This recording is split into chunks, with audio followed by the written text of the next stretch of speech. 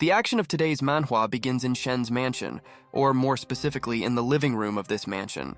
An old man in a white robe whose name is Xu Jing points his hand at a man named Shen Ji and tells our main character to meet his father-in-law. Next, our main character with long hair and irresistible appearance bows to the man as a sign of respect. The man we see in front of us is called Xu Beiwan. He is our today's main character. His attire is luxurious and his appearance is irresistible. But today's story is not so simple, because what we are watching next is an ordinary guy. The fact is that a minute ago he was an ordinary person of the 22nd century. Before his death, he was calmly lying on his bed holding a Samsung S30 Ultra in his hands and watching some stream on TikTok.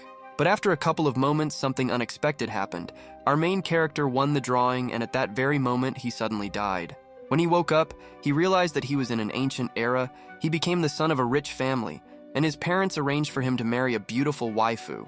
Returning the course of events to its normal course, we watch as an old man in a white robe invites a guy to meet his future daughter-in-law.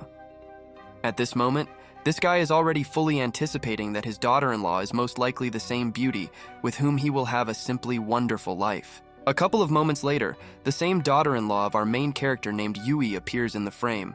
Shu simply cannot believe that it is her. At first, his surprise is explained by the fact that a simply beautiful waifu appears in front of him, with whom he already wants to spend the best wedding night.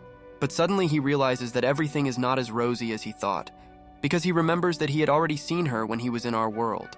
He understands that he moved to this era, finding himself as a small villain who was about to die according to the plot of the manhwa that he read before his death. Xu Beiwang simply refuses to accept the fact that he was brought into this world only to become someone's stepping stone to fame.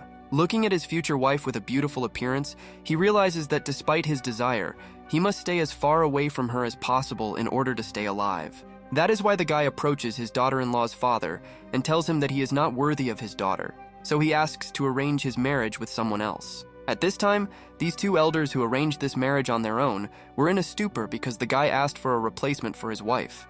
Despite the surprise of everyone around, the guy continued saying that he was ready to marry anyone but her.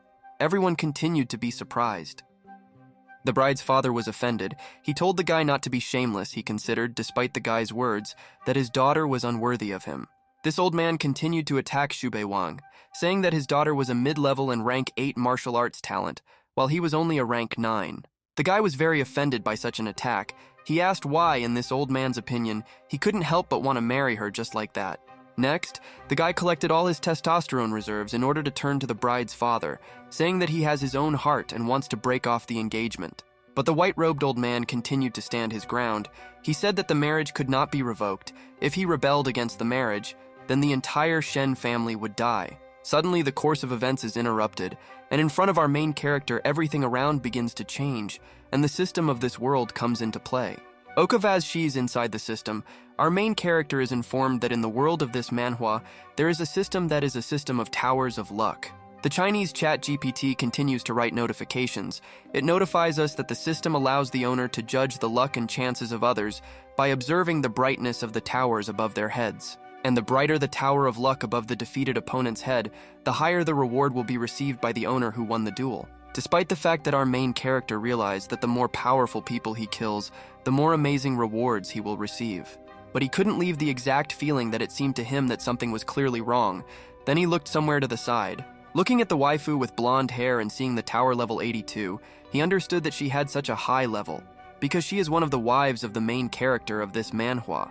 But he didn't understand why the one who brought tea and water was worthy of receiving a level of luck greater than Xu Beiwang. He was very indignant. While even the servant who brought water to the Sigmas was luck level 25, our main character had only the 5th level of the tower. With such a level, even the system would not save him. The old man in blue asked his nephew to stop causing trouble. He continued saying that he simply could not insult his elder sister. Immediately after Xu Beiwang heard that if they refused the marriage, they might offend the elder sister. The woman in question was the biggest villain in this manga. She comes from the daughter of the 5th clan of the most noble royal family. This woman's martial arts were simply incomprehensible.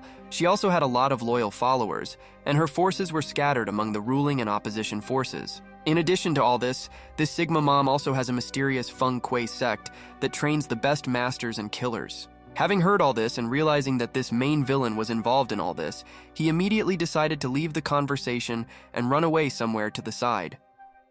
The old people were surprised by the behavior of the scoundrel. At this time, the giant Shubei Wang was running away from his mansion with a very satisfied face. He finally realized that he still had a chance to survive.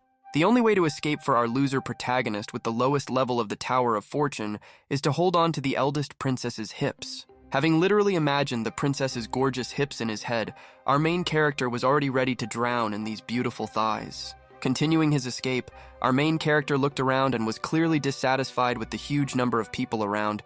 He was clearly looking for someone. After a couple of moments, our protagonist finally found his eyes on the eldest princess's most personal servant, a third-class Grand Master. After he saw this man, a plan of action for rescue immediately matured in his head. He ran up to him and greeted the servant. Bowing to this old man and bowing with one of his hands in his sleeve, he declared that he had urgent business with the eldest princess. After a couple of moments, he continued his speech, taking out a huge stack of primogems to increase his persuasiveness. His ingenious plan to bribe this old man worked with a bang. Going into the chambers in which the villainess most likely was located, he rejoiced at the presence of primogems. Once in the chambers, Shubei Wang bowed before the main villain of this novel, thereby greeting the eldest princess. A couple of moments later, we see Princess Dakian in person in front of us, at which time she sat majestically on her equally majestic throne. From the very first seconds of this meeting, the attention of our protagonist was riveted on the luxurious headphones of the eldest princess. But the princess clearly did not approve of the look of this impudent person. She warned him, saying that if he looked at her headphones again, he would be left without eyes. Immediately after this phrase, our main character had a terrible headache. Just like Choso from the magical battle, he begged the princess to spare him. But apparently that day this woman was in a good mood. The guy immediately thanked her for being noble and not offending a humble mortal. Then a woman with long purple hair asked our main character who he was and for what purpose he came here. The guy who was trying to save his life replied that his name was Shu Beiwen, and the lady arranged his marriage a few days ago. After the eldest princess heard the explanation, she remembered our main character. She added that his appearance and his cultivation remained unremarkable. Hearing this insult, the guy was offended because no one could compare with her, and he didn't even read more than 10 chapters in this novel. The woman said that if he came here to thank her, then he can already leave because she does not have time for this nonsense. But Shubei Wang did not intend to leave. He told this eldest princess that he was asking for a reward from Her Highness. He did not understand why the hell he should thank her. Rising from her throne, she declared that no one had ever dared to demand a reward from her because he was of no value to her and could not offer anything. In response to the arrogant answer that she had the maximum account in Raid Shadow Legends, Shu Beiwen replied that he had learned some news. The guy continued by saying that the eldest son of the elder named Kuige signed a contract with the succubus. He said all this with the most serious face. This news clearly interested the main villain. She looked at our main character and asked him if he was sure of this news. But the loser guy continued saying that this information is reliable, and he is ready to even put his life on the line. Dakian and the evil spirits are irreconcilable enemies, and Kuine is an important licking dog of the eldest princess. In the novel, the main character accidentally discovered this incident, and after which he received fame and fortune. In order to calm the public's anger, the eldest princess had no choice but to imprison the old Kuige family, losing not only the chess pieces but also her face. After hearing a controversial incident from our protagonist, she informed him that if he dared to deceive her, he would certainly die. Coming even closer to our main character, the eldest princess approached the guy and told him that he had helped her a lot. She asked what he wanted in return. Without hesitation for a second, the guy replied that in exchange for such a service, he wanted to receive a very modest request. Shubeiwan replied that as a reward, he would like to receive only a potion of fortitude in order to live a peaceful life, and then he needs to take care of safety. The potion of fortitude in question can increase combat power several times. It lasts for a long time and has no side effects at all. Hearing about our main character's desire to get just one goal, she threw as many as 3 potions out of her pocket towards our main character. Having caught the potion he needed, the guy's face immediately broke into a smile. He thanked the lady and understood that in front of him was the boss in all his glory. In addition to the fact that our main character was gifted with a potion of fortitude, she also allowed him to take a pill of world destruction. This woman with purple hair and a high IQ suggested that something was threatening the life of our main character, and that's why he came to her. Shubei Wang, hearing this, was forced to confirm the words of the eldest princess, saying that she was right and he would not refuse her help in this matter. But this time, the limit of our protagonist's impudence was exceeded. Upon hearing another request, she drove the guy away, telling him not to waste her time. The guy also had normal intelligence, so he did not contradict the main Sigma mother of this manhwa. so he ran away from her place in fear. From that moment on, the guy could rightfully consider himself to be the heir of the eldest princess, so tightly did he grasp his life. Also, from now on, Xu Beiwang can calmly cancel the engagement, but he is still so excited for some reason. Our main character's spider sense worked because after a couple of seconds, he is grabbed by two servants telling him that the owner of the house ordered them to take him to the Taipei house. Despite the reluctance of our main character to go there, the course of events after a couple of moments is transferred to the Taipei house. After the guy ended up here, he was told that many were jealous of his love, because few husbands and wives were so tightly bound by marriage as he was with his mistress. Entering this house, our main character did not understand what was happening, because he saw around that an event called a wedding was going on throughout. Looking at the waifu, if he takes him as his wife and thereby dies, he wondered what this means. Is it really a new season of the Fortnite Battle Pass? An old man we already knew approached the guy and asked why he was shouting. Because it was a wedding banquet, that's why they were celebrating. He was surprised that everyone wanted to help him die so much. Suddenly, a guy named Ye Tian, who is the main character of the original novel, suddenly appears on the screen. He calls our main character a damn thief. This crazy guy, bursting into the banquet, is going to cut our main character right there, but the waifu gets in his way, telling him to stop. The main character of the original manhwa tells Xiaoyu to leave right now, because this impudent thief will die from his sword right now, and she will become his wife. The future wife of our protagonist, looking at Yitan, asks him to stop and not do this and just leave the wedding banquet. But our main character is calm because he understands that there are too many martial artists around, so he won't be able to kill him. Meanwhile, Ye Tan, who has level 97 of the Tower of Fortune, tells the waifu that if he does not kill this thief, then there will be no point in improving his martial arts. Meanwhile, Xu Beiwan listened to Ye Tan's ridiculous remarks about how he would even become a real devil for the sake of a waifu with blonde hair. Looking at the level scale of level 97 Ye Tanya, our main character understands that, as expected, the authors overestimated the main character by giving him the maximum permissible indicators. Lost in thought against the backdrop of the system, he understood that this guy was definitely not worth getting into a fistfight with, but he would definitely emerge victorious from this battle. Next, this guy with full confidence grabs the waifu's hand. Asking her if this guy is her friend, he understands that now he can't resist. After all, if the eldest princess finds out that he wants this marriage, then his entire family will be forced to die. Meanwhile, Ye Tan made a dash towards our main character. He continued to say that the guy is an arrogant thief, and he is a man chosen by fate itself. In the original plot, this typical protagonist of any manhwa should have already defeated the thief and stood in a cool pose to rejoice in victory. Meanwhile, the guy continued his heroic speech, saying that countless opportunities were falling on him from all over the sky, and someday he would undoubtedly stand at the top of this world. After this lifelong speech, this guy finally started to attack. He filled his sword with a huge flow of energy to end the fight with one blow. Everyone around watching this could not help but notice the terrible energy emanating from Ye Tan's sword. They were sure that it would kill the 8-level loser in one fell swoop. But what happened next was clearly capable of surprising absolutely everyone, including us, because a guy with level 5 stopped a powerful sword in front of everyone. After this guy was filled with the confidence and energy of a Sigma Predator, he asked this pathetic canonical hero if this idiot had decided to kill him. Our protagonist's next action was to squeeze this idiot's expensive sword, causing the sword to shatter into small pieces. Stepping back and falling to his knees holding his broken sword, the guy couldn't understand how this could happen, because he should have protection from the plot like all the main characters. Looking at our main character, Ye Tan wondered why this guy who only has strength because of the pills bought by his father has such strength. But Ye Tan was not going to give up so quickly. Having gathered his strength, he was still able to get up from the ground in order to continue this fight.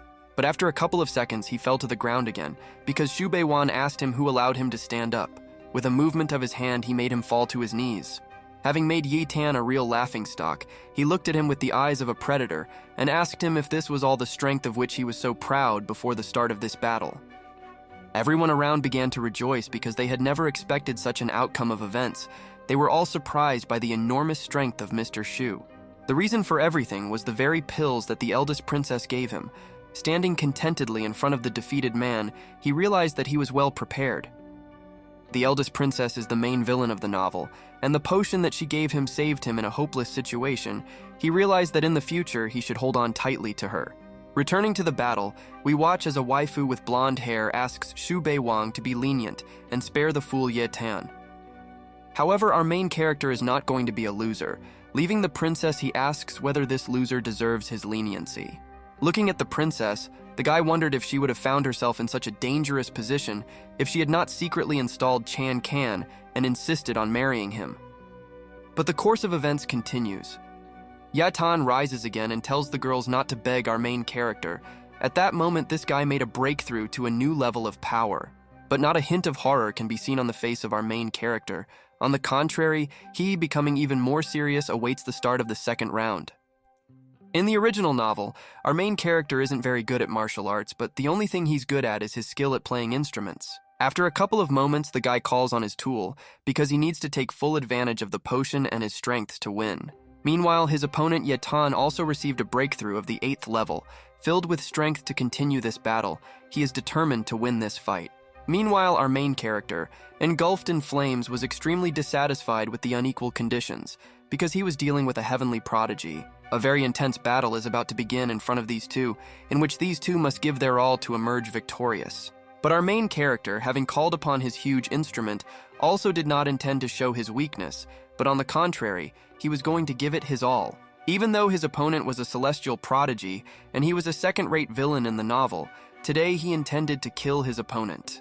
But the original protagonist of this manhwa was also very serious, because he simply could not afford to die after being chosen.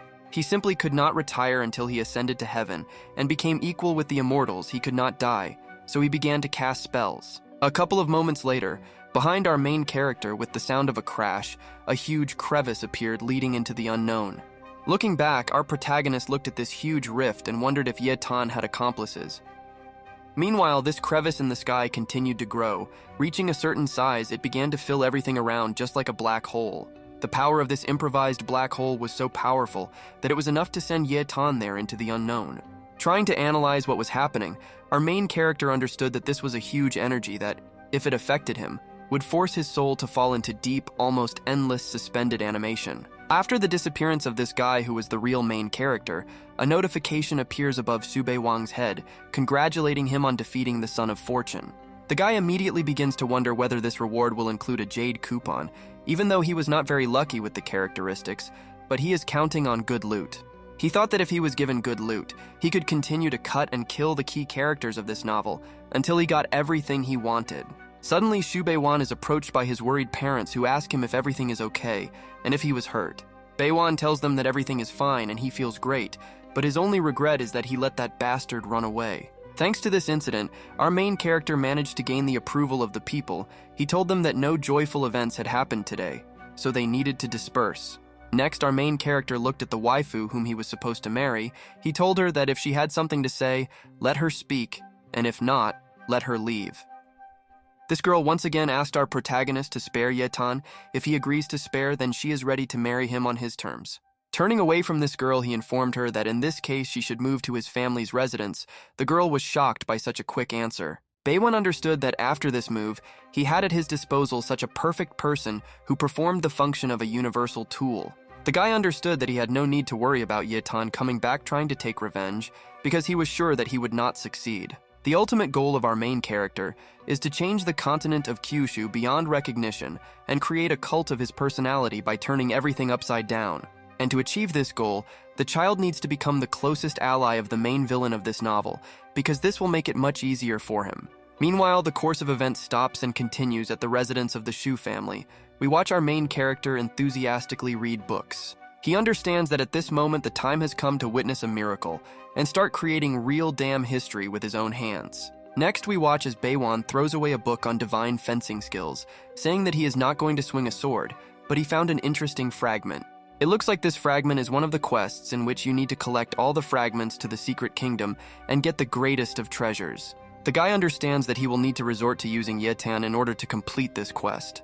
Then our main character takes the oil into his hands. He realizes that this oil, which is used to exalt the Celestials, is exactly what he needs. Throwing away this potion, our main character says that this potion accelerates the development of divine power, which is essentially a miracle cure for people who are not lucky enough to receive this talent. A couple of moments later, we see that Shubei Wang threw a full bottle of this meat into the pond and at the same time entered it in order to receive the body of an immortal. After our main character plunged into these waters and the oil was sufficiently mixed with water, its action began, and our main character began to fill with energy. This water procedure truly had amazing effects. Looking at his body on which muscles appeared, the guy understood what it was to be reborn. After a couple of moments, the guy realized that he had completely forgotten about the existence of the talisman of concealment, which also deserves attention. This talisman is quite good, but the period of invisibility it provides is too short, so it is ineffective in hiding from masters above the 4th class. Our main character thought that he was sorry that he did not have a jade coupon, because he could learn the devourer technique and try it on Ye Tan. Xubei Wang hoped that the same Ye Tan would continue to work harder, thereby helping our main character move to the upper realm as soon as possible. Suddenly, our main character realizes that if he thinks about it, his development plan is quite wrong, because if he only relies on Ye Tan, then he will have to wait a long time.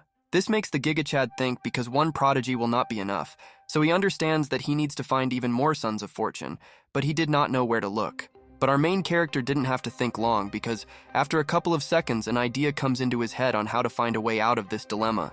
He understands that judging by the plot of the novel, the mother of the original owner of this body bought him a place in an excellent place in Lumen, but unfortunately he did not go there.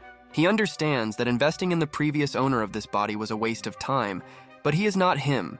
He is different and will do smarter and better. He comes to the conclusion that if he goes to the place that his mother prepared for him, then finding the Sons of Luck will not be difficult for him. Suddenly, our main character is abruptly informed that the training has long been completed, but he still decided to show up. They call him Trash.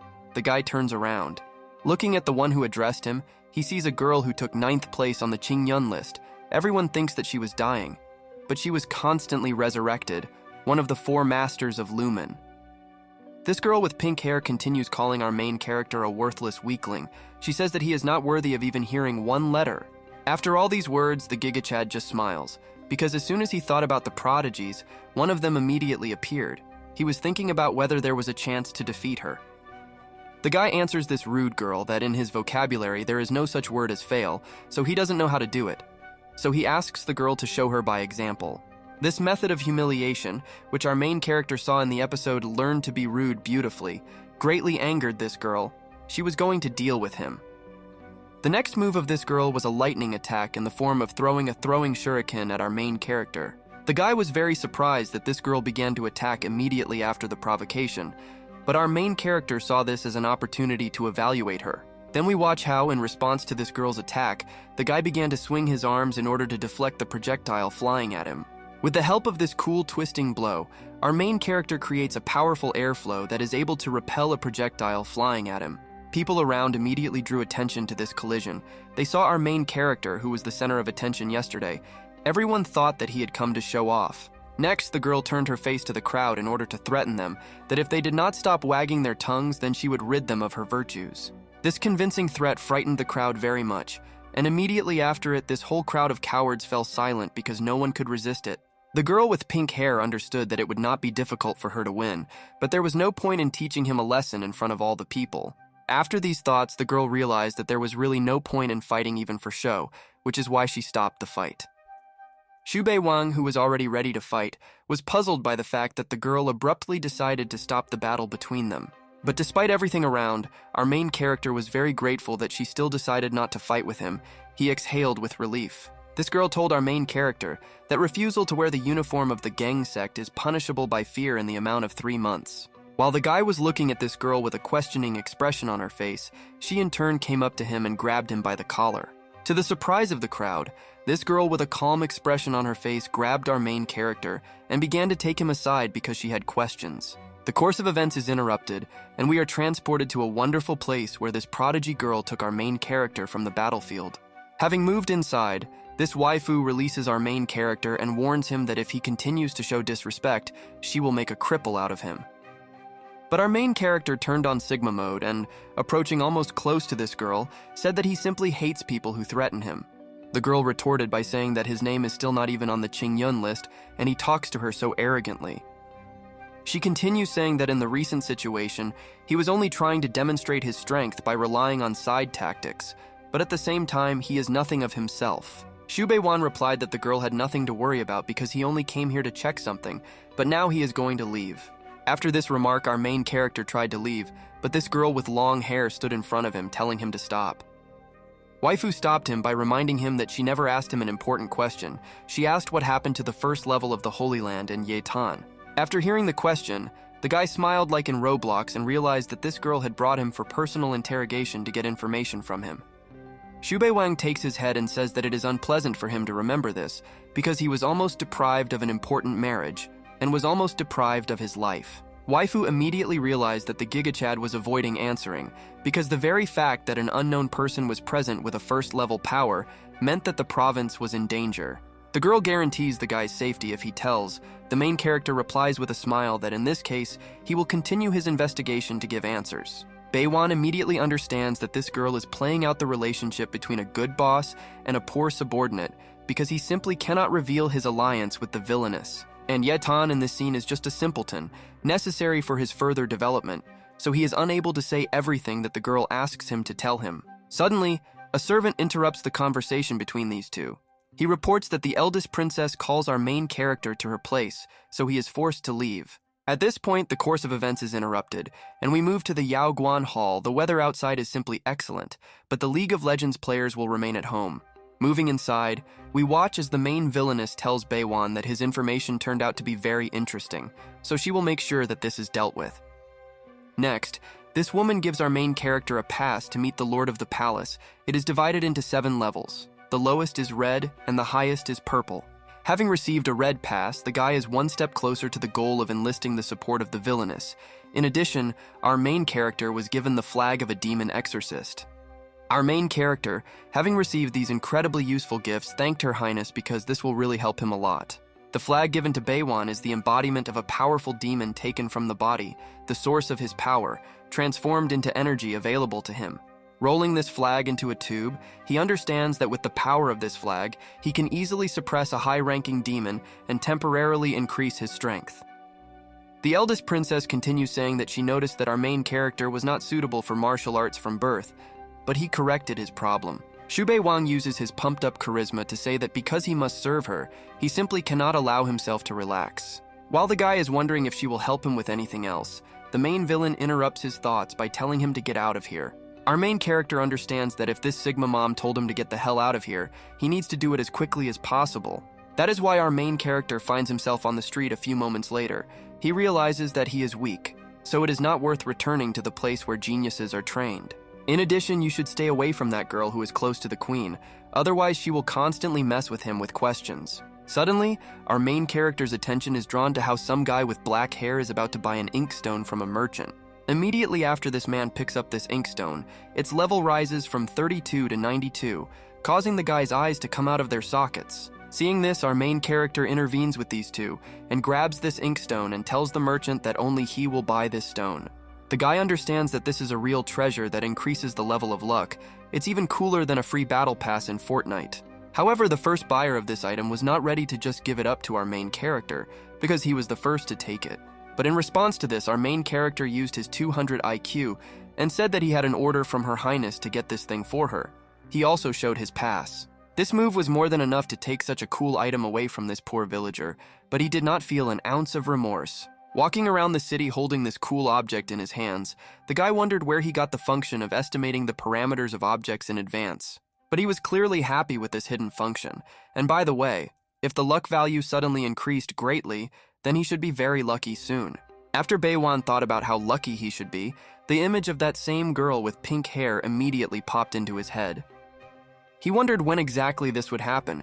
He hoped that as quickly as possible, but for this he would go to the Pavilion of Geniuses. After this remark, the course of events is interrupted and after some time continues in the very Pavilion of Geniuses to which Beiwan wanted to go. The girl saw the guy and asked why he returned so late because they were waiting for him. They had a task, and he was participating in it. They needed to get rid of the demon of the 6th level. The guy replies that he has the right to refuse because, according to the rules, he is at too low a level to participate in such a difficult task. But the prodigy is in a hurry to upset the guy by saying that everything is according to the rules because she included him in the elite of the sect for rapid development, so he needs to give his best. Approaching the girl, the guy asked the leader to stop bickering because the demon can defeat her. He should not be underestimated, and he is very weak, so he cannot protect her. The guy didn't even understand why he surrendered to her at all because he really couldn't help them, so why the hell was he being forced to go on a mission? In response to the guy's attempts to sneak away, the girl calls the rule number 1 of the Genius Squad: everyone must obey her orders. Xu Wang replies that he will obey, but he does not think that choosing him as a companion will be the best decision.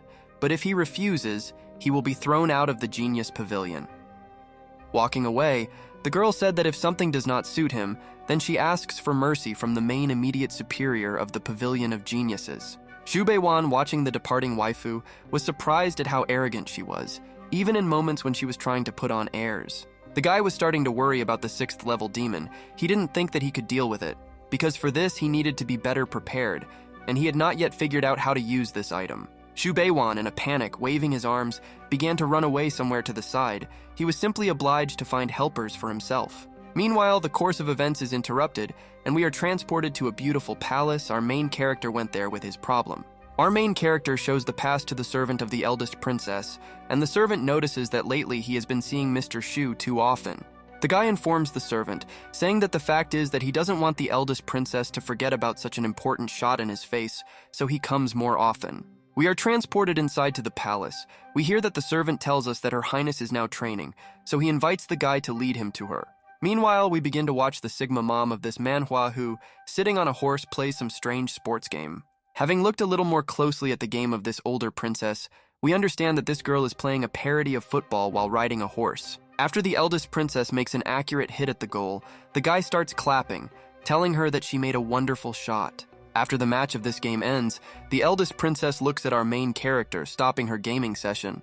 The guy, looking at the extraordinary beauty of this waifu, simply cannot take his eyes off the pure sincerity of this goddess. Next, we watch as the guy approaches Her Highness and says that he brought a gift to his mistress with a smile from ear to ear.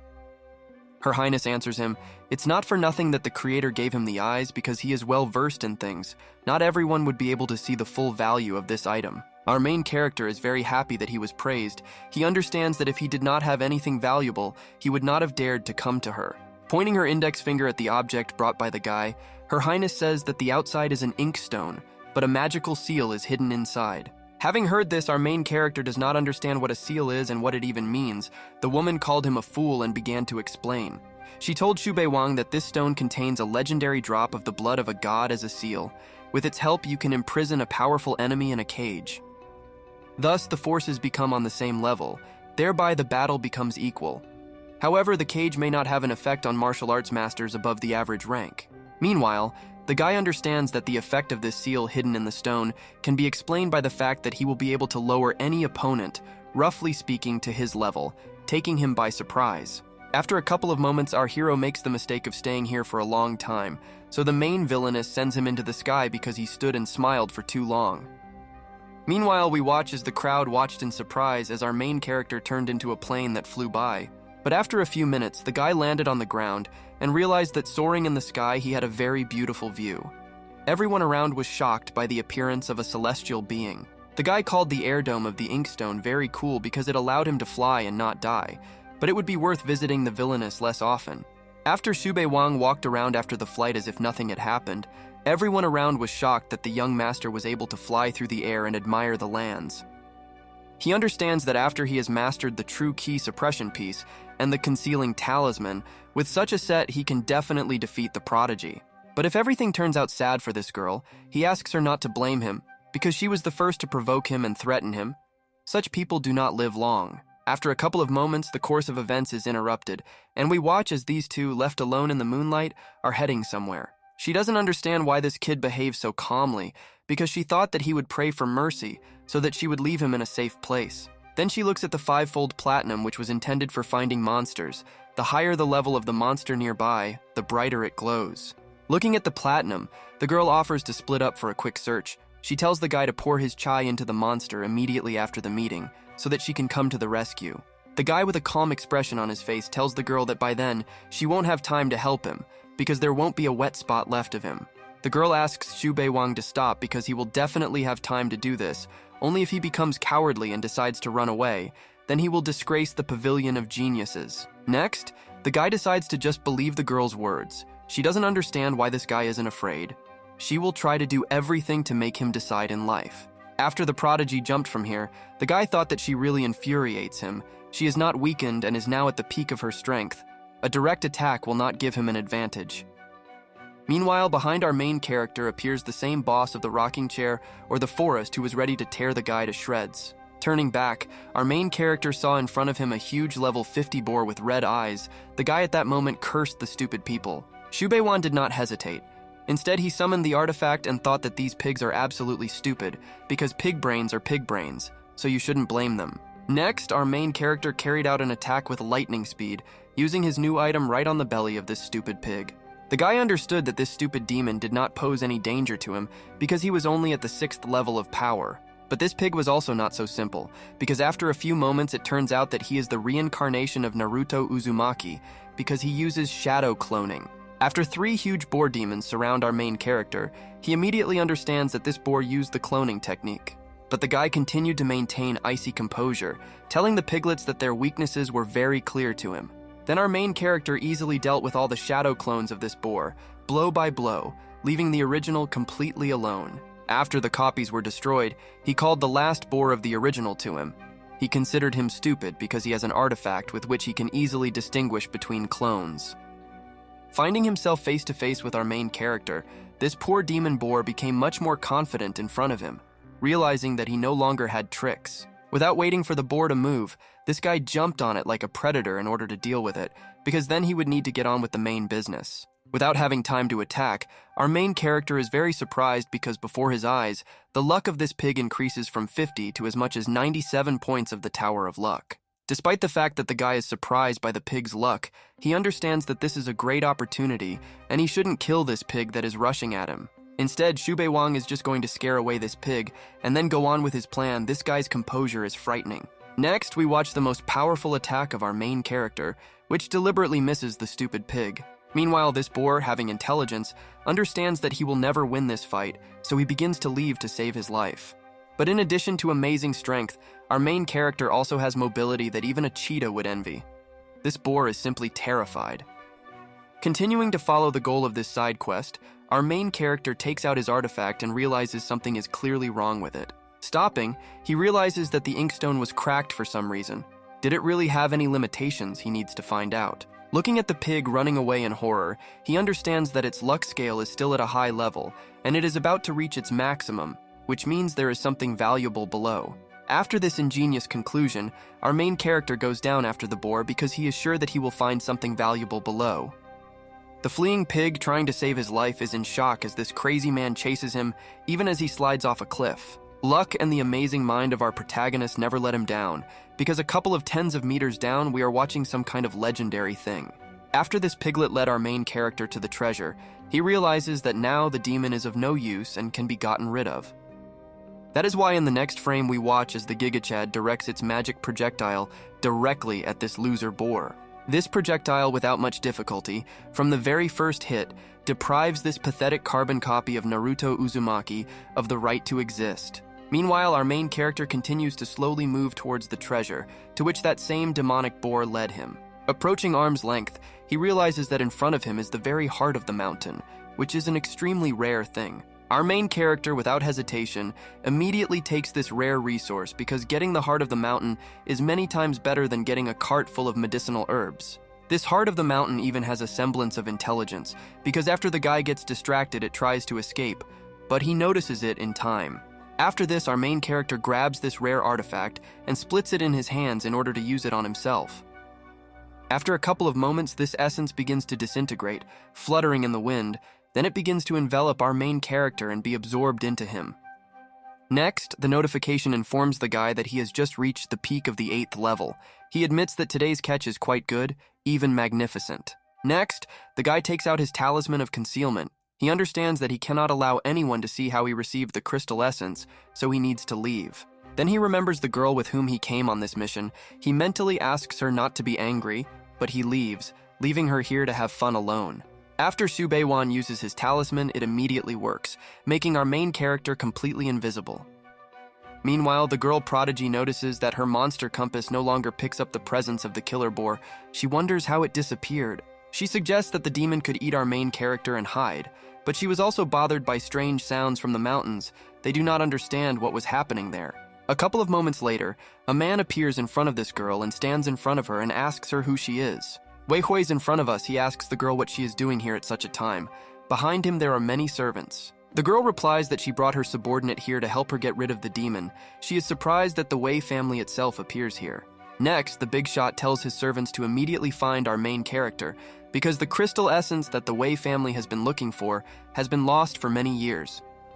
The course of events is interrupted, and we are transported back to the city from these remote lands. This crowd from the Wei family comes to the gate and calls our main character. These guys are damn impatient. Without waiting for our main character, they approach the door and start hitting it with their feet to speed up the guy's exit. This works. Our main character comes out and asks what the hell they want. They threaten him to immediately give up what he found in the mountains. Otherwise, he will be executed. Shubewan replies that he does not understand what they are talking about because he simply collected medicinal plants in these mountains and did not touch anything. However, this guy starts screaming, telling him to stop pretending because they know that he was on the mountain, and then simply ran away and stole their family's treasure.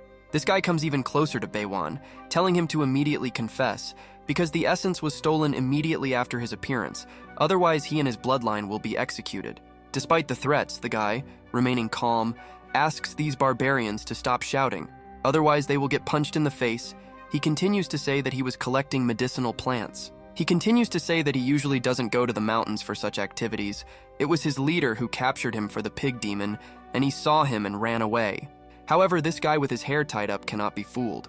He continues to yell at our main character, saying that he is talking nonsense, trying to deceive them. The guy adds that running down the cliff is suicide.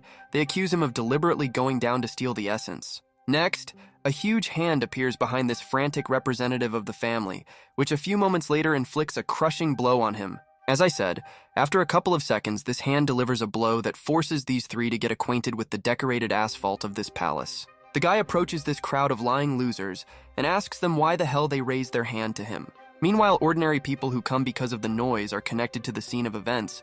They ask the guy what happened here. Seeing the queen's nephew lying with his back on the floor, one of the people who came demands from our main character that he immediately explain everything to him.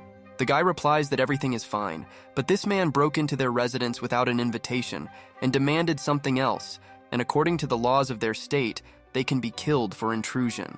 The people agree that the law is the law, but even so, this is the nephew of the queen herself, and she is unlikely to react well to the murder of her nephew. A couple of moments later, the royal stork brought a decree from the queen herself. Everyone expected severe punishment for our main character. Our main character was more surprised than the others because he could not believe that the imperial order came so quickly after the incident.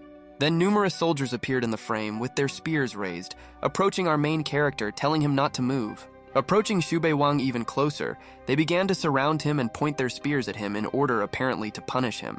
These soldiers, approaching our main character even closer, said that they needed to find out the name of the man whom he had just killed. At this moment, the course of events stops and we are transported once again to the Pavilion of Geniuses.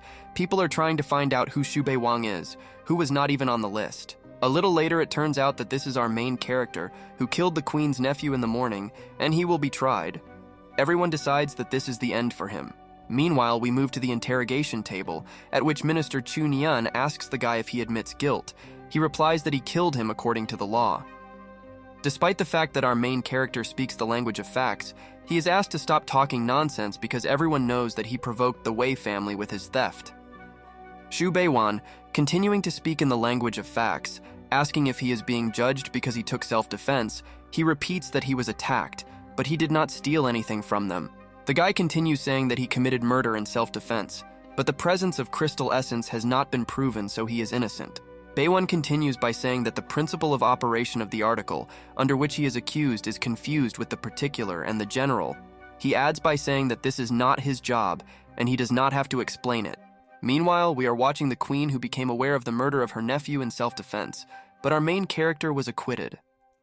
The queen was simply beside herself with the fact that his nephew was killed, and moreover, the killer was acquitted. She was not going to forget this act of the bastard Beiwan. Moving back to our main character, we observe the surprise of the people. He is the only son and heir of the Shu family. He is called the model of golden youth. However, the other side of the population condemns him, saying that he instantly reached 15th place in the ranking list of the Genius Pavilion. He is undoubtedly a future villain. Walking through a lively crowd of people from this province, he is stopped by another idiot from the Wei family who demands that the guy give him the crystal essence right now. Xu Beiwan asks this loser who he is. He tells him that he does not have any crystal essence that he is talking about. Before us, Wei Hui's father and the queen's brother grab Beiwan by the clothes and accuse him of stealing his family's precious treasure, and this is a heinous crime. Beating off the hand of this loser with a dead son, he reports that he does not understand what he is talking about. He asks that the essence belongs to the earth and heaven. Where did he get the idea that this is the thing of his clan? Next, this man gets permission to search from the imperial family, which means that he has every right to rummage through his things. This idiot was confident that he would find the essence and avenge his son, and our main character begins to think that the Empress does not care about the life of her nephew, and everyone values the essence more. Our main character understands that it was not in vain that he was warned that he would not simply be released after the kidnapping and murder. This man continues to yell at our main character, asking him whether he will return the essence for good, or if he will have to use other methods. Next, Xu Beiwan makes a very risky move. He says that the eldest princess ordered him to go to Mount Mong and find the crystal essence. After hearing what they heard, the people around were in bewilderment. Everyone was horrified because the eldest princess or the main villain would be more terrible than the queen herself. But this man refuses to believe it, because the eldest princess would not order anything to this loser. But he showed him permission without fulfilling which would be execution. The guy keeping his sigma calm, the man yells that if he doesn't find the crystal essence during the search, he will imprison the entire Xu family. Xu Beiwan has to interrupt the mewing and say that he is boasting greatly about the deceitful power of the Wei family, and if they want to take the essence, he needs to consult with the eldest princess. The man's patience is running out. He orders his chain dogs to grab the impudent man. He doesn't understand whether Beiwan is too brave or stupid, because they will catch him and torture him. But our main character absolutely doesn't care what these little people say. Threats of torture to prayers for death do not frighten him at all. Finally, the main Sigma mom of this manhwa comes onto the stage. She asks the crowd who came to her if they are insolent to her right now. The whole crowd immediately gets scared and asks each other if they saw the eldest princess, who personally stood up for the modest boy. The eldest princess actually stood up for our main character, saying that he is her subordinate, and she does not obey the imperial court. What will they do to her? This man who rolled a barrel at our main character was no longer so confident in himself. He tried to say that this was a personal matter of the Wei family and the will of the Empress. But Sigma Mom saw disrespect in his tone, and from his words she realized that he was not very friendly in his head. This seemingly weak slap made this cringe old man fall to the floor and feel the full weight of his helplessness. Meanwhile, our main character reported to her that this essence was created as a result of a rare fusion of the energy of heaven and earth. This item does not belong to anyone. At this moment, Beiwan was thinking that the eldest princess usually does not help anyone clean up the mess, but even so, this time she made an exception for the sake of the guy, killing the heir of the Wei family, and at the same time getting an acquittal in court without going to prison is very impressive, especially in support of the Empress's eldest pawn. These fools understood that the eldest princess was very strong, and since she took Xu Beiwang's side in this conflict, even the Empress would have to retreat. They too can only bite their tongues and endure, but there is still a lot of time, so revenge for the essence and the murdered nephew will definitely be accomplished. Our main character decided to pour salt into the wound by going up to Mr. Wei and saying that he was asking for forgiveness and that there was nothing he could do to ensure that they got the essence. The man assured the guy that they would take revenge on him. While the guy realized that they would not calm down, he told them to think carefully before repeating something like that. Before finally leaving, he reminded them that the eldest princess herself was on his side, so they should think 3 times, after which he left. Meanwhile, the course breaks off at the previous scene, and we continue the course of events in the princess's hall. The weather in these provinces is magnificent as always. Our main character, who is now at the feet of the princess, is informed that he has done a good job and deserves an orange pass. He thanked the lady. Holding his well-deserved second-level pass in his hands, he realized that he needed to continue to work hard because sooner or later he would receive the last purple pass. Next, our main character, out of nowhere, calls on the very essence of the mountains because of which everyone was sorting things out. He said that it was his duty to serve the lady. Mommy, the lady of our main character, asked him if he was really ready to give her crystal essence, which is very rare. Bowing his head, the guy replies that this pathetic piece of crystalline brain cannot be compared with his desire to serve her because he is ready to die for her, and this is his will. After this speech, the eldest princess looked at our main character and with a very slight smile called him a sycophant. The princess continued her line by telling our main character not to make her blush. She pulled out a hairpin from her hair and gave it to the guy. After she flew into his hands, he couldn't believe it, because this hairpin, this holy treasure, is worthy of the strongest female villain in this manhwa. Taking this essence in her hands, she said that it would be very useful to her. Then she asked our main character what he wanted as a reward for his work. Xu Beiwen replies that he does not need a reward, he only wants to continue to enjoy the opportunity to serve his mistress. In response to this, the eldest princess nevertheless decides to give him an additional reward in the form of a storage ring that is intended for women. Having caught this ring with his nose, our main character dares to tell the eldest princess that this ring will be too big for him.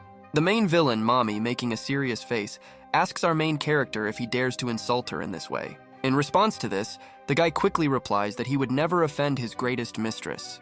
After Xu Beiwen puts this ring on his middle finger, he notices that this ring has the ability to adjust its size to any person's finger. Taking a closer look at the ring that he received as a reward, our main character realizes that there is something in the space of this ring: 2 elixirs. This guy's mistress tells him that this is an addition to his reward. Beiwen is flattered and once again thanks his mistress for the generosity she shows to him. A few moments later, having received many awards, our main character leaves the chambers. He has accumulated many battle awards and has reached the peak of the 8th stage. But the foundation is not strong enough. Suddenly, the commander of the Pavilion of Geniuses named Lu Bing appears on the path of our main character. Noticing Beiwen, he is glad that he has finally returned. Our main character pretends that he is not surprised by the appearance of the commander of the Pavilion of Geniuses and simply bows to greet him. But in reality, he does not understand why the hell he is here. Nevertheless, this commander bows to the guy, saying that he shouldn't be so polite because he was included in the rating list. He asks him if he would like to become the leader of the team. Beiwen was very surprised by such a sudden question. Using critical thinking, he concludes that he was approached for a promotion. The guy replies that no, because he has very poor leadership abilities, so he will not cope well with this role. He does not want anyone to waste time on him. The true reason for our main character's refusal lies in his reluctance to waste his free time. Instead, he wants to find a prodigy and extract progress from him. Meanwhile, the head of the geniuses adds that martial arts competitions will begin in a month. He hopes that he will take part in them, and the participants on the list can be leaders.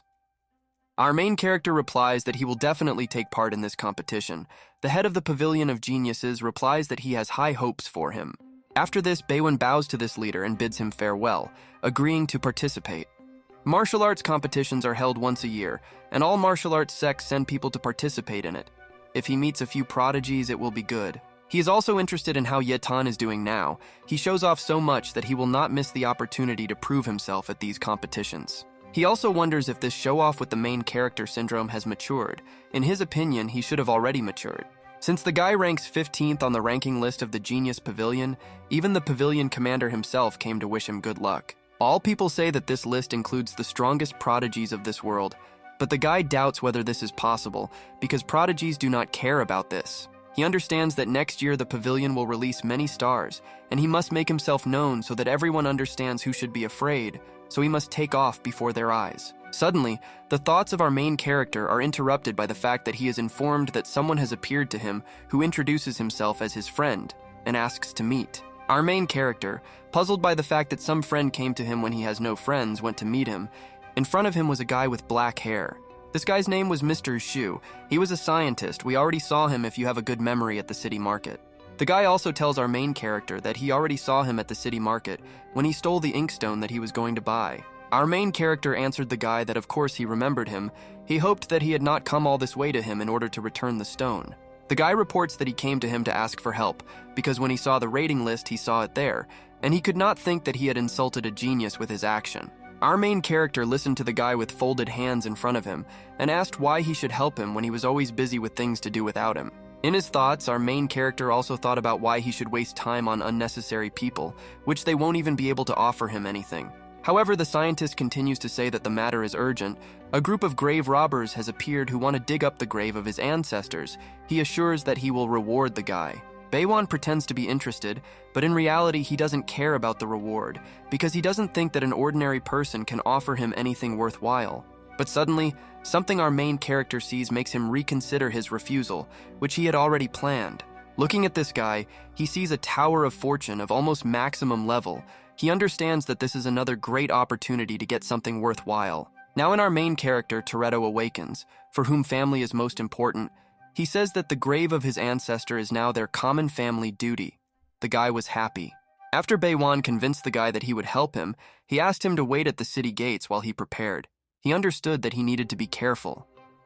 The guy understands that due to his scandalous status and poor relationship with the Empress, leaving his residence could turn out very badly for him. But another brilliant plan came into the head of our main character. He understood that with the help of money, he could delay their attack and revenge. After our chief figured out how to resolve this problem, he went to the meeting place with the scientist and they rode on horseback to the cemetery. All this time, some old man was watching these two. He wondered that our main character, after disgracing his family and killing a family member, dared to leave the city. This old man in a bandage promised himself that on this trip our main character would die, and if this did not happen, he would nail himself to a pillory and die there. The cemetery was located quite far from the city, which is why it was already dark. Meanwhile, the grave robbers were anticipating a big catch. Our main character, together with his new brother, were already in place. Baewan asked if this was the grave of their ancestors, but the scientist admitted that he had lied, and this was not the grave of his ancestors. He said that in the grave there was a warrior of the 8th stage who died alone, and there were high-quality funeral items inside, so he wanted to dig them up, but the bandits drove him away. After listening to this whole story with the deception about the grave of our ancestors, our main character was offended by such a lie. He asked this guy whether he was a fool or not. With tears in his eyes, the deceiver replied that things were not going well in martial arts, so he did this. He asked to deal with the bandits and divide the treasures. A couple of moments later, the grave robbers noticed the presence of these two, but our main character stood up for the guy in the blue robe, saying that he was with him. These 3 robbers may not have seen any threat in our main character, and the guy next to him, so they laughed at the fact that weaklings wanted to rob them. Then this crowd of bandits simultaneously attacked our main character along with the scientist in order to quickly deal with them. But from this attack, the face of our protagonist Gigachada did not even twitch an eyebrow. He quickly called on his magic with a quick movement of his hand. After a couple of seconds, he used the summoned magic to place a magical seal on the ground that exploded very powerfully. The scientist was shocked because his brother killed all these robbers using only his hand. Meanwhile, our main character told this coward to go to the grave.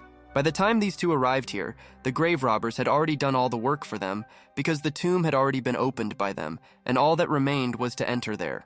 After a couple of moments, we watch as our main character, standing in front, slowly descends into the tomb and is followed by his companion. Meanwhile, the Tower of Fortune above the guy's head reaches 99, and our main character realizes that the treasures hidden here can give him a good increase. After we get a view of the legendary treasures, the scientist reports that he does not break his promises, so he gives our main character to choose whatever he wants. Immediately after this, our main character begins to carefully examine the objects, thinking about which one will give him the maximum increase. After a few minutes of searching, the guy turns to his companion and tells him that he didn't find anything. He asks if he found something interesting. It is immediately clear from this guy that his answer is positive. He informs Baewan that he has found the technique of the Wuchen sword itself. After this discovery, the Tower of Luck above the guy's head is reduced to 36. He tells the guy that thanks to this technique you can become a divine swordsman. He asks if Baewan needs it. The main character replies that he thinks that she will suit him even more, so let him keep her. In fact, he answers this way because, judging by the scale of luck, there are bigger fish. But this guy doesn't know this, so he endlessly thanks our main character, telling him that he is kinder than his father was kind to him. The guy continues to take artifact after artifact, and the luck scale above his head does not change. Baewan realizes that this is again not the same big fish. Because of this, our main character once again allows this guy to take this protective plate for himself. He again endlessly thanks him for this gift. After a couple of seconds, this guy again takes out the next treasures and shows them to Baewan, but once again he doesn't need them. This guy asks his brother to take at least something from the treasure, because otherwise it will be very difficult for him to sleep peacefully. He begs the guy to take something too. Then our main character takes away some strange piece of antique paper, saying that he takes it so that he can sleep and eat peacefully. Our main character notices that the luck bar above his head has dropped significantly due to the fact that he took too many items for himself, so he made the right bet. This guy thanks noble Baewan by telling him that he allowed him to take all the treasures, and he only took a piece of paper for himself in order to save him from worry. Placing his hand on the guy's shoulder, he tells him that he doesn't need any thanks. He's traveling alone, so he can always turn to him. Meanwhile, the two are about to leave the tomb. The guy with black hair says that he will train hard so that Baewan can rely on him in the future. After the two finally come to the surface, the guy thanks our protagonist, saying that one day he will repay him. The guy accepts his terms. In his thoughts, our main character asks this guy not to worry, because he will not forget such a devoted simpleton from whom he can extract benefits. After the blue-robed scientists leave, the guy tries to look at the piece of paper from all angles, but he doesn't understand why nothing is written on it. The guy understands that everything is unsuccessful, and he can only use the last method using magical energy from his forehead. The thing that flew out of our main character's forehead is chi energy. He is trying to pour it into this paper in order to get at least some result. This action really gives results because a text appears on this piece of paper. It says that on the piece of paper there is a dangerous technique called devouring blood. As our main character thought, infusing pure chi energy into the scroll would reveal his true nature. Hidden within it was the technique of devouring the blood of other cultivators to advance his path. This scroll also said that if one develops the technique to the 3rd stage, then he can evolve to become an armored warrior. Reading further, he read that at the 5th stage of the technique, he will have the rebound skill, which consists of rebounding blows from any opponent. Continuing to read, the eyes of our main character left their place, because at the 6th stage of development, the body enters a state where the gods themselves will bow to the destroyer. The main character realized that thanks to this technique, he could destroy and cross the skies, kill a god or celestial being with one blow. He also wondered if there was one person here with such destructive power, because if it weren't for the luck scale above the guy's head, Boaua would not have taken it. The guy understood that having found such a cool technique, he should try to start training right now, because this is a very strong ability. Our main character was very surprised that absorbing other people's blood and flesh could really be so effective. This guy once again became convinced that he should start training and take advantage of this opportunity, because in the future it may not exist. Suddenly, due to an attempt to use this joke, a cloud appeared over our main character's head, which foreshadowed some kind of disaster. Looking at our main character, we can really see huge thunderclouds. He understands that this technique is too dangerous, so they will not tolerate anyone mastering it. Even though our protagonist was strong enough to move mountains with this technique, he was only at the peak of level 8. The guy also understood that at the moment, he simply could not withstand the wrath of the heavens themselves, so he should not bother pumping up this dangerous technique. Suddenly, behind our main character, the same old man with an eye patch appears who promised him that he would kill him at the cost of his life. He told him about this directly. Looking at his opponent, Boaua immediately realized that he was much stronger than him. He needed to give a signal in order to ask for help from his grandfather. But this old pirate had already foreseen the thoughts of our protagonist about the signal. He told him that he spent several hours putting a seal on this mountain so that the signal would be useless. The insidious pirate continued by saying that no matter what trump card his eldest princess gave him, he still would not be able to escape. He even gave him the opportunity to use it. The grandfather continued calling the guy a bastard and asking what he hoped for when he killed his grandson and disgraced the entire Wei family. Therefore, this grandfather did not intend to give our main character a quick death. Instead, he would torture him until his strength left him, but he would not die. But our main character tried to save him by offering this old man a technique with which he would be reborn and receive unimaginable power, capable of defeating the deity.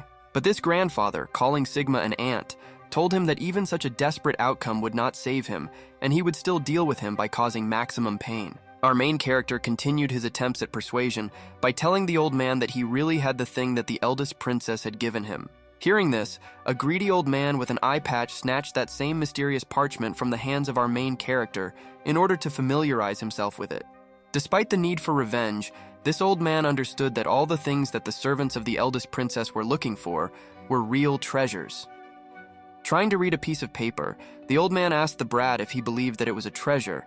He replied that he was simply carrying out an order from Her Highness the Elder Princess. Then the distraught grandfather, looking at our main character, told him that from now on this technique belongs to him. He was going to find out what the treasure that the princess needed was capable of. After this greedy old man began to study this ancient parchment with a very dangerous technique, he began to exude evil, negative energy. A couple of moments after this pirate's acquaintance, purple symbols began to appear on the parchment again and could be read.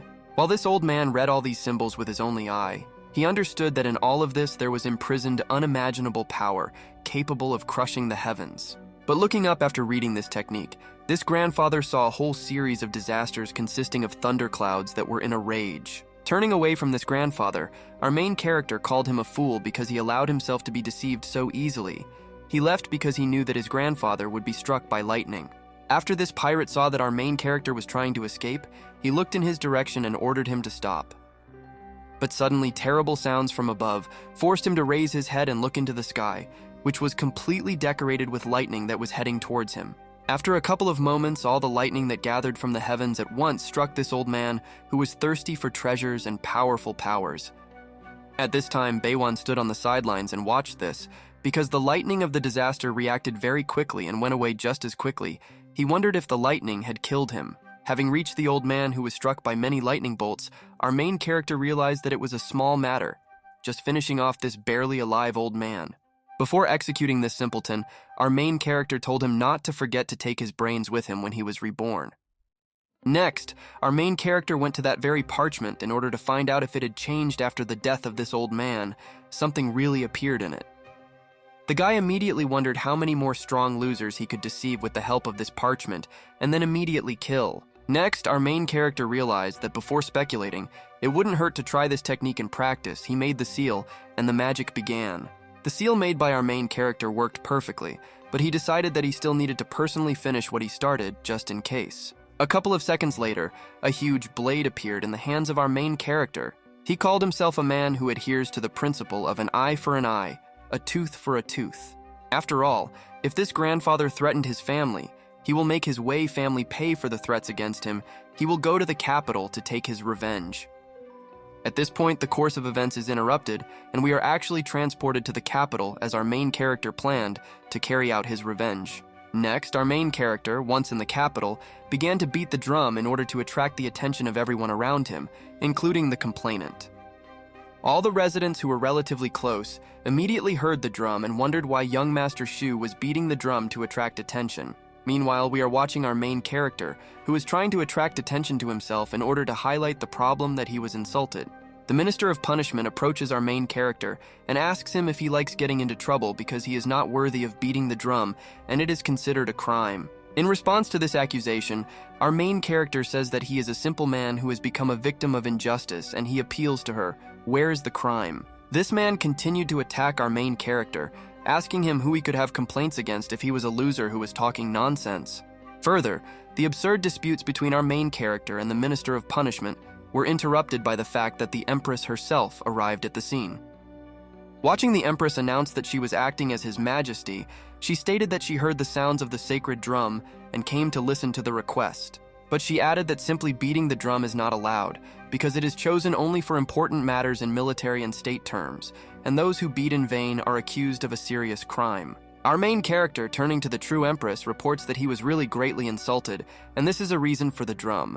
The Empress, remaining calm, asks our protagonist what the essence of his request to Her Highness is. Our main character places a mysterious bag on the floor and warns Her Highness that what he is about to show may shock her a little. However, the Empress says that there is no problem in this. In her thoughts, she is trying to understand what this brat is up to. After this, our main character bends over to the package and opens it. Inside is the head of that same grandfather in a bandage. Everyone around simply cannot believe their eyes, because it is simply impossible how an unsurpassed grandmaster fell at the hands of this brat. Our main character continues his request by saying that yesterday he went to get rid of the tomb robbers. On his way home, he was intercepted by this man and threatened him. Mr. Shu continues by saying that he made the threat because of the death of his Wei family member, but he acted according to the law, and it was all considered self-defense. As for the crystal essence that they extorted from him, it belongs to the eldest princess, so he does not understand the essence of the huge hatred. Having told everything in detail, our main character bowed before the Empress and begged Her Highness to assist him in the name of justice. A man intervenes in the conversation and asks the guy on what basis he claims that the attacker is from the Wei family, because this is an unsubstantiated accusation. Turning to the man, Mr. Shu asked him if he recognized the dead member of his family. In this case, he suggested that he go to the warlock and identify his soul. If the truth turns out that he is from the Wei family, then he has the right to cut the body into pieces. Hearing this, the Empress's brother was simply in terrible anger, but due to the fact that our main character spoke in facto language, he could not say a word.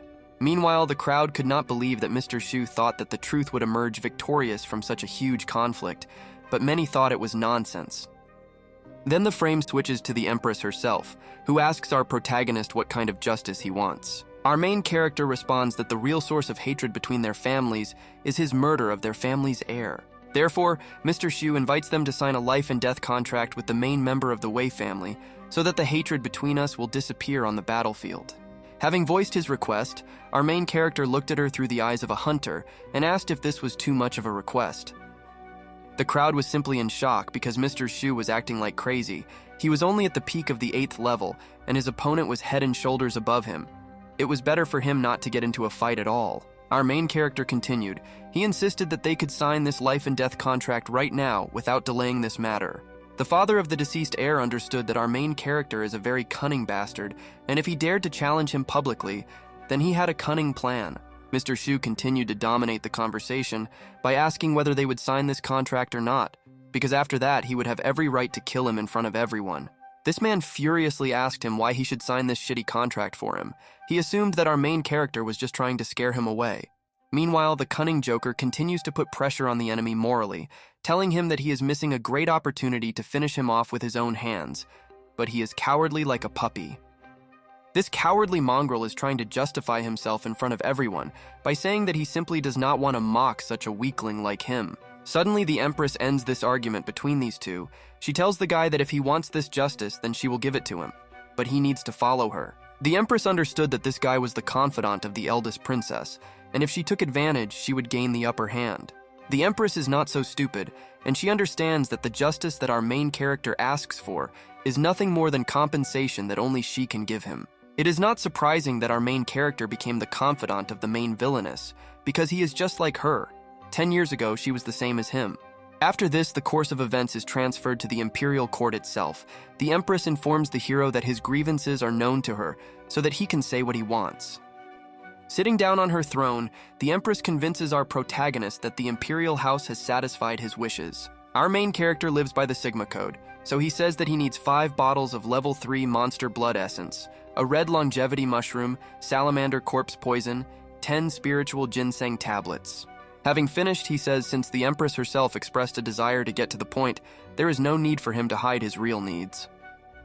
The Queen was terribly offended by the fact that our main character, having appeared in his palace, dared to blackmail Her Majesty with his dirty tongue.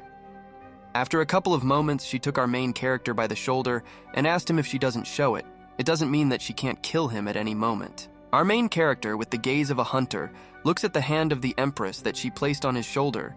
He called her a modest citizen who is ready to wait for death. Mr. Shu understood that all of them in this province want to kill him, but he is not going to be afraid of anyone here because he is under the protection of the eldest princess. The guy's thoughts were that the queen in front of him was power-hungry and ambitious, so such people especially like to do things for profit. The queen was surprised by the greed of the guy at his young age. Our main character switched to his favorite language of facts, saying that even if the essence was without an owner, then it could be said that it belonged to the Wu clan. But for some reason, what ordinary people talk about is not considered precious, which is why there is such a thing called greed.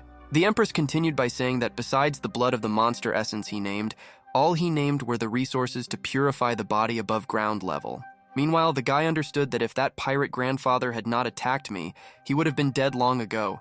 Now he is owed 100 million yuan as compensation. Also, our main character understood that if he had the abilities, he would not have bargained with this loser, because their entire family would have been killed by him long ago. After this rather short discussion between the Empress and our main character, she announced that this was the end of their conversation. Walking away, this Empress informed our main character that she would fully fulfill his request, and after that she would retreat from him. Our main character bowed as the Empress walked away and said that she had a simply magnificent mind. People were clearly crying with gratitude to have such an Empress. After our main character leaves the Empress's chambers, we move to the Shu family mansion. A caring girl asks the young master if he is injured after the collision. The man standing nearby also takes care of our main character, telling him to be more careful next time so as not to get into trouble again. Next, our main character responded to his father, who expressed concern, saying that he was just a modest person for this Wu family, but he has an eldest princess. After this, the guy turns to the woman and tells her to tell her mother that the eldest princess is good and she can be trusted with her life. This concerned woman asked our main character how the third-class grandmaster sent for him died, whether the eldest princess really sent him a guardian. Mr. Shu answered his mother that she should not worry, because there will always be a solution to any existing problem, and it was this reaction that our main character was counting on. This effect works the same way as if he rents a Ferrari, so that the girl will think that he has money.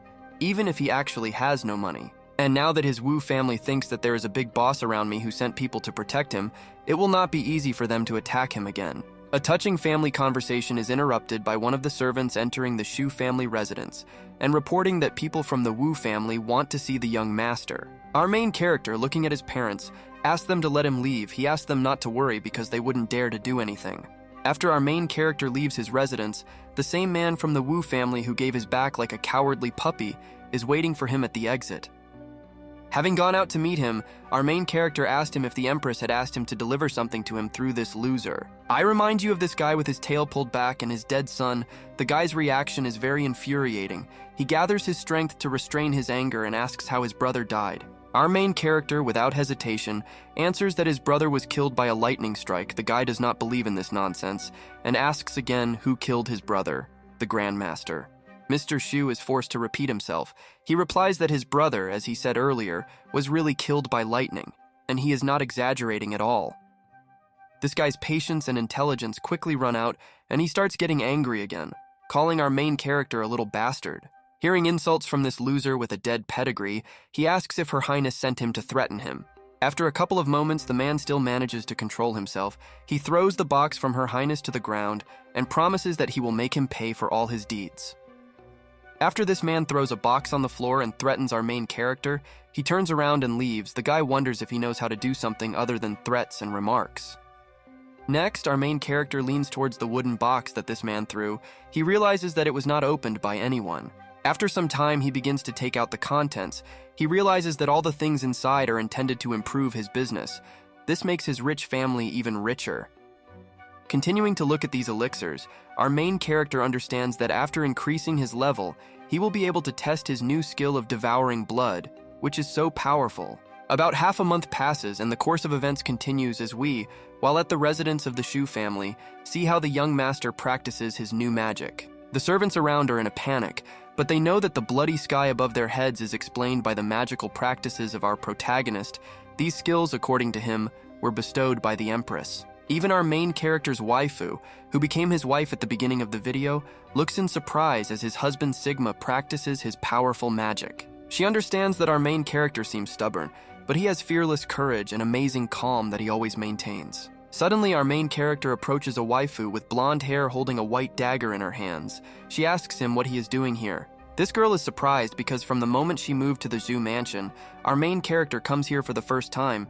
She even thinks that he is going to kill her. Next, our main character, coming closer to this girl, asks her if she's tired of fiddling with all this every day. He raises his dagger.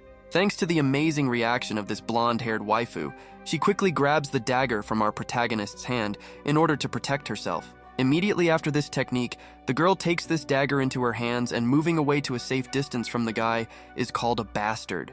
This girl, without wasting a second, immediately tries to make a hole in the chest of our main character, but nothing works for her. The dagger seems to be hitting the wall. Looking at how his wife tries to plunge a knife into the chest of our main character, he tells her that this is all. He tells her to try better in order to plunge it into the body. This girl has no idea why her dagger can't penetrate this guy's body. She tries again, but it doesn't work. The girl accuses our main character of always trying to look superior and never taking anyone seriously. She hates him. The girl tries to imbue the dagger with her energy, but even this does not give any result. All the energy she puts in immediately disappears. Our main character's wife continued to try to pierce him. She did not understand what was happening. The guy continued to tell her in a calm voice to try better. But the girl does not intend to give up. She takes a step back from our main character and summons her weapon with the help of magic in order to try again. Immediately after this, the girl threw a sword created from her energy directly at the torso of our main character, wanting him to go to hell. Our main character catches her blade a couple of centimeters before colliding with his body and asks if this is all she is capable of with her skills. The next step, our main character, for the second time in the manhwa, destroys the enemy's sword with one hand. She could not believe that he destroyed a weapon made of deadly copper. The girl again moved away from our main character. She knew that he did not even use his true strength, but why was he so strong then? After our main one leaves aside, we understand that he was simply testing his new strength. He admits that for half a month the results are very good. But before going to the martial arts competition, our main character understood that he needed to consolidate his results achieved in half a month. Before our main character can leave his mansion, he stops in front of a huge chariot that passes by him. After a couple of moments, this chariot stops and a man with long blue hair invites our protagonist to have a drink together. A couple of moments later, we find ourselves inside this caravan. In front of us is Wang's eldest son named Jiwoo Dao. Our main character, judging by what we saw, accepts this guy's invitation because he sits inside and drinks something with him. He wonders if the gentleman wants to kill him. After a short normal conversation, our main character realizes that this guy is trying to join him. He is surprised. This guy with the appearance of a Korean idol goes on to say that 5th Jinshuang took advantage of her father's illness to cause trouble. Our main character was surprised that this guy in his story said that his father was a little sick, but it's unlikely that a mild illness can last 10 years. This guy keeps accusing some woman, but our protagonist asks him to stop beating around the bush. Instead, he asks His Majesty to get to the point. Coming to the point, our main character understands that this guy is trying to win over him in order to stab him in the back. At this time, the guy has only respect for our main character. Next, our main character thanks His Highness for his kindness, but he asks him if he can give him the Kixialian plant. His Highness informs our protagonist that Kixialian is a heavenly-level treasure, and it will be difficult. In this case, our protagonist says to forget about it. This guy's opinion changes as quickly as Formula 1, because now he says that if our main character cannot be his friend, then he is his enemy. In response to this brilliant idea, our main character is not even going to argue or say anything. He simply silently agrees with this guy. While our main character gets out of this guy's carriage, he shouts after him that he will soon be thrown out like an unnecessary dog. Our main character replies that there are no problems between him and the eldest princess. Our main character is also surprised by the fact that the emperor actually has such a son. After meeting him, he is not surprised that the imperial power has declined. After this scene, the course of events is interrupted, and we continue at the location where the very main villain of this manhwa is in her chambers. Meanwhile, the eldest princess is sitting on her throne, playing with a cute cat who is on the left side of her. Entering the chambers of his mistress, our main character is very surprised because for the first time, he sees that the mistress villainess really laughs. Her smile is simply excellent. Seeing our main character, this woman is interrupted from her important game with this cat and asks our main character if he is idle again. Next, our main character, showing his respect, bows to his mistress and informs her that he has a couple of small objects that he will demonstrate. With a deft movement of his hand, the guy, using his ring given by the eldest princess, shows her the very elixirs that he will receive from the empress. Then we watch as the mistress villain approaches the mirror and asks what it is. The guy replies that it is called a mirror. Now she can see her beautiful face. Holding 3 bottles of different colors in his hands, he tells the lady that these are perfumes. He has prepared 5 scents that match the lady's sophisticated temperament. Our main character does all this because such a beauty as the eldest princess loves beauty, so giving gifts to the leaders is to please them. Thanks to the fact that Mr. Zhu, who knew basic physics and chemistry from the real world, he was able to do all this with his own hands, because this world doesn't even have a mirror. Meanwhile, the lady, looking at all these gifts from our main character, realized that he was definitely different from the others. She asked what he wanted as a reward this time. Our main character once again replies that he doesn't need anything. He is ready to do anything to make his mistress happier. Next, Mrs. Villainous tells our main that she invites him to dinner with her. The guy bowed gratefully and says that he will fulfill this duty. After this, the course of events is interrupted and continues in the Taichu Palace. Our main character has always wanted to have dinner with a beautiful woman. Watching the strange place to which the gentlemen of our main character are leading, he wondered that they were not going to dinner. He did not understand where she was going. Walking further through these mysterious places, which are very different from the surroundings, our main character notices this remarkable detail. Approaching the plant, this girl, with a calm movement of her hand, twists the plant with her energy in order to pick it. She tells the guy to pick it up. But our main character at this moment is literally frozen by the beauty of his mistress. He is in a stupor while enjoying the picture before his eyes. Next, our main character silently watches the madam, because he does not understand where their joint dinner will take place. He wonders whether the madam eats raw food. But after a couple of moments, the young master can exhale because food finally appears on our screens. Only a few can feel the skill of Her Highness, which has been deteriorating for 8 lives. After these two sit down at the same table, our main character simply cannot help but turn his attention to how his mistress elegantly eats rice from a bowl using chopsticks. Continuing his session of pleasure, our main character eats piece after piece. All this food is very tender and tasty. It seems to melt in the mouth. But after our main character gets to the herbal dish, he wonders why it is bitter, or rather whether it should be bitter or not. Despite the fact that the meat in front of our main character is very old, he continues to eat it and say that it is really very tasty, and he has never tasted such delicious food. But the lady apparently quickly gets tired of listening to all these compliments from our main character, so she orders him to shut up. But everything was really very good. After the food on the table of these two was over, the lady put one of her hands on the table and asked our main character if he was leaving the capital in 2 days. Our main character confirms by saying that the subordinates are heading to Lanya County to maintain law and order at the martial arts conference. After what our main character said, his mistress undoubtedly drew attention to him. After a couple of seconds, she summoned an egg with a hook. Taking this egg, our main character asked the woman if she wanted her subordinates to wait until it hatched. The guy was very glad that he would finally have his own beast. But the lady told our main character, instead of what he was offered, to simply swallow this egg and get good luck. Our main character's dreams of owning animals and pets were destroyed. He did not have a single word that he wanted to say. The lady informed our protagonist that the only drawback to his success in cleansing the body is the 7 holes, and this egg is able to compensate for the shortcomings. After this explanation, our protagonist's well-being returned to normal. He thanked his mistress for the valuable advice and looked at the egg with joy. Even though our main character really didn't want to put this egg in his mouth, he convinced himself that the boss is the boss. She will always know better where he is weak. After our main character swallowed the egg given by his mistress, he admitted that it was very tasty, and all the food on the table, which seemed strange, also became tasty.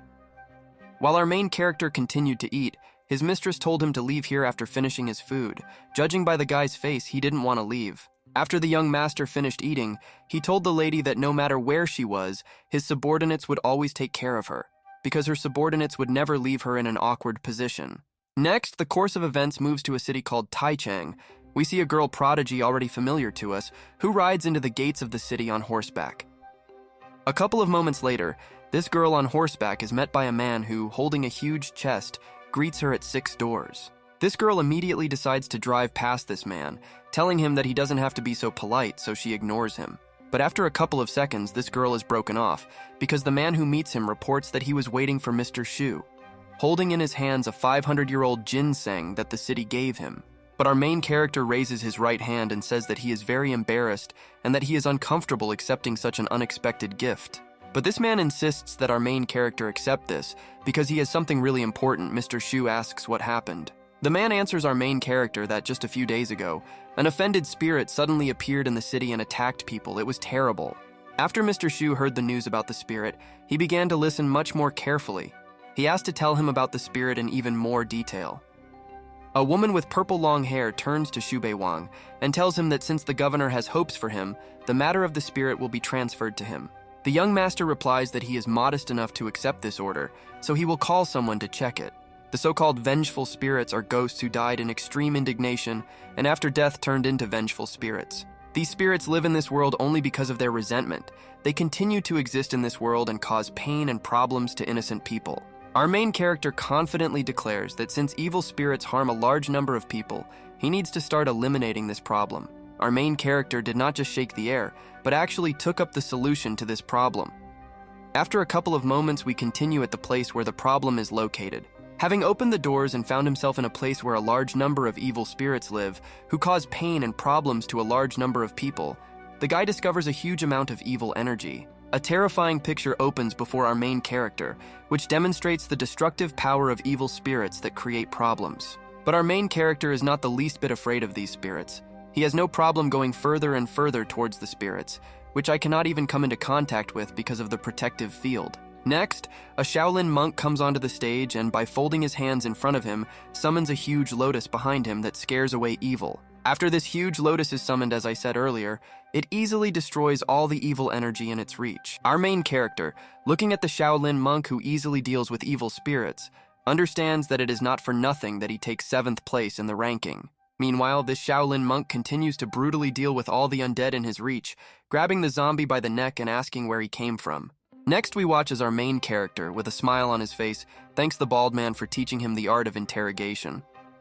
Our main character is not going to sit back and approaches another zombie and begins to use his new interrogation technique. The zombie replies that his name is Zhao Ao. The zombie continues to talk about himself. He tells our main character that he was the richest young man in the city of Chaichang. He fell in love with Miss Su. But she did not share his feelings when she was alive, because she called him a useless piece of garbage, a very sad story. Flashing back to the memories of this zombie when he was alive, we see him while alive with his lover. He threatens the guy to stuff him into a pig cage. This man continues to defend his woman by saying that he can humiliate him, but he will not allow him to say anything towards his beloved. Next, we watch as this annoying hooligan approaches a guy with black hair and asks him what he will do if he says something to a girl. This klutz continues to attack the guy with black hair, asking them who they think they are just by wasting training on chi energy. Next, 3 men in robes approach this gentleman and the girl. They tell him that he has just passed a family test. This hooligan, turning to the old man who intervened, told him to stop deceiving people because this is all stupid nonsense. But this idiot's proposal is cut short when he receives a powerful magical fireball that forces him to shut up and fly.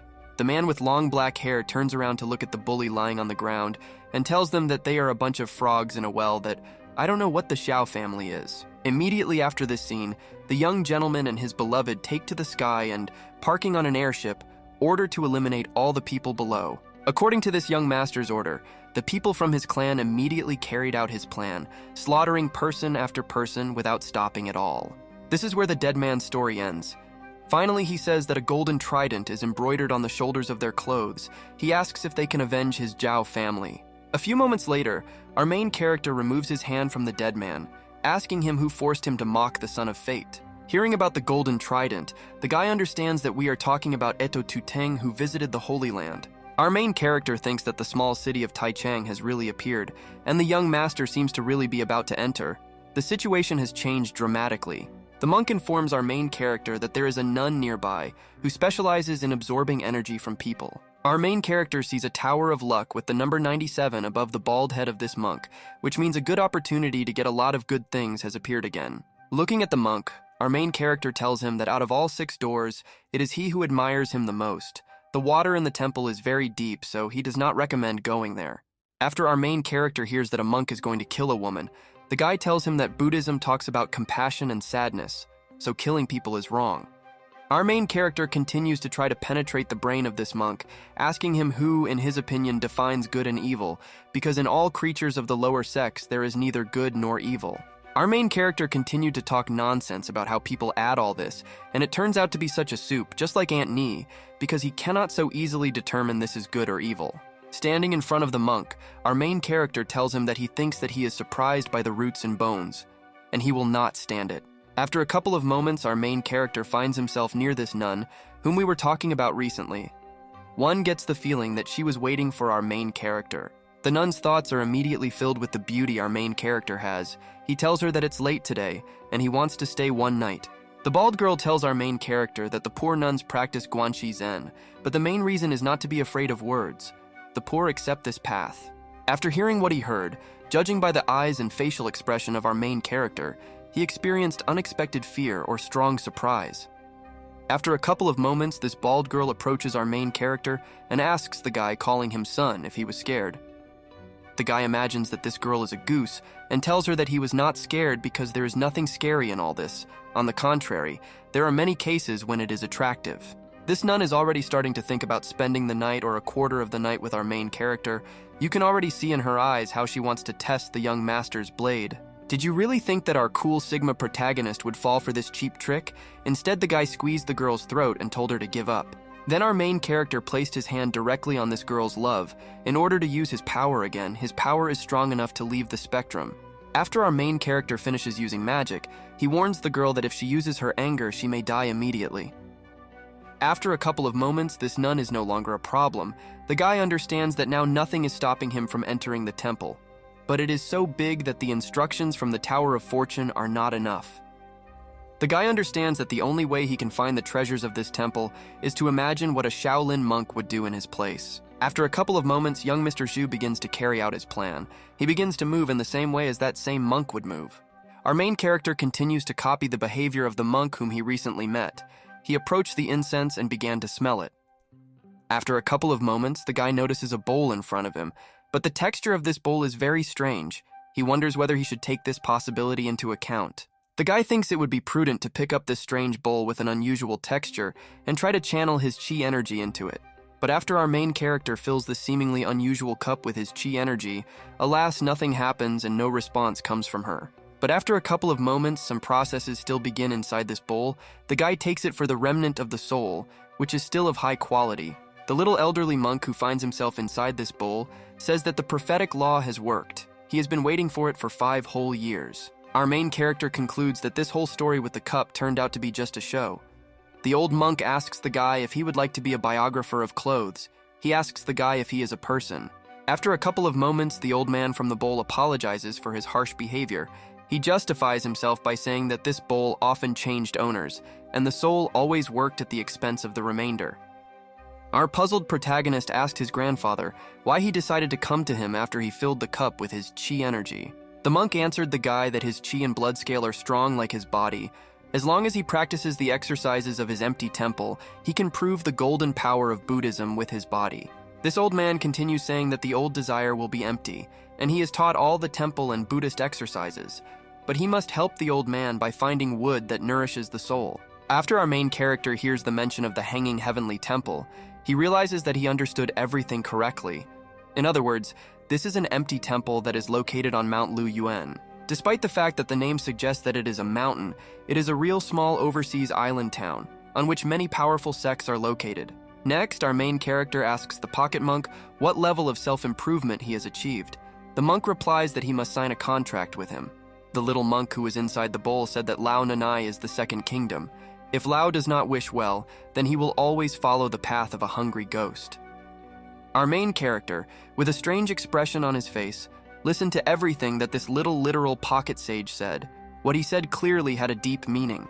A couple of moments later, this same monk increased in size because we are going back in time to listen to the story of this grandfather from the bowl. Looking at this picture, you can understand that Li Lao is good. First of all, you can immediately conclude that this creature is not a person. Next, we see the same monk, but of normal size, who, pointing his finger at the sky, says that the demon woman has appeared again. A couple of moments later, in front of us, we see the elder princess, already familiar to us, who on that day all the monks called a real demon. Our main character, being the servant of this woman, was very surprised after he heard the mention of his mistress in this entertaining story. These monks, in order to protect their lives, stood in a row and began to read a prayer from Buddhism in the hope that the gods would come to their aid so that they could save their lives. However, the main villain in this manga did not share the opinion of these monks that they would survive. She decided to use the skill of slicing insects. After a couple of moments, the girl called on her hairpins, which, by the will of her powers, began to move and then began to completely freeze everything around.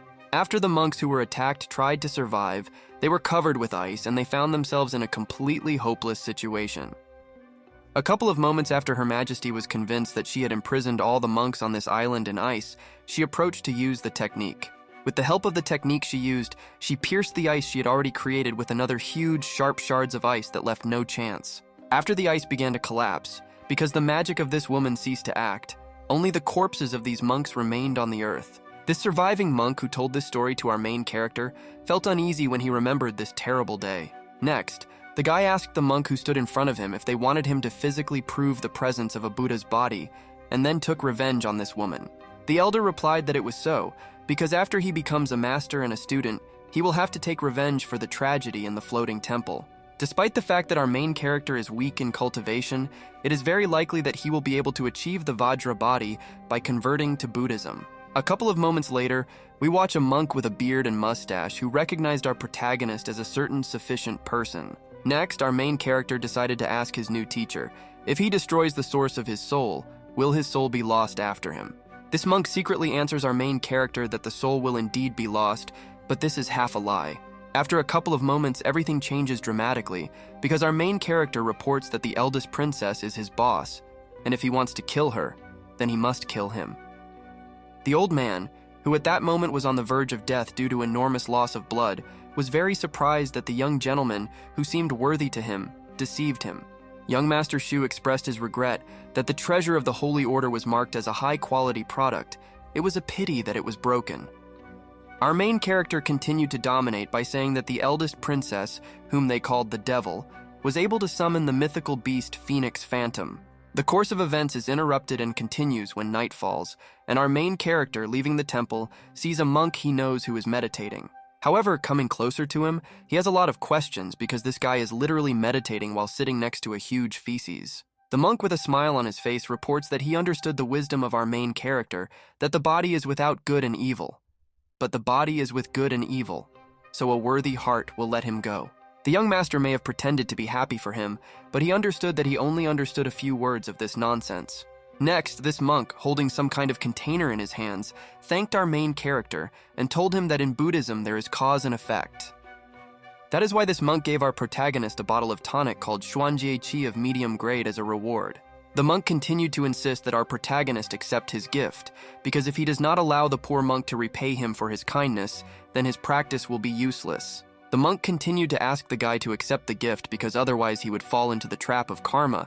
Mr. Shu replied that he was really ashamed of this. After talking a little with this naive monk, our main character realized that this monk seemed to be lucky too, because he would have the opportunity to cut off his path. A few moments later, we are transported to a luxurious room in which Bai Xuan, the young owner of the villa, invites all distinguished guests to attend the auction. Looking around, we observe a lively crowd that is watching the start of the auction with interest, but two suspicious people are standing on top.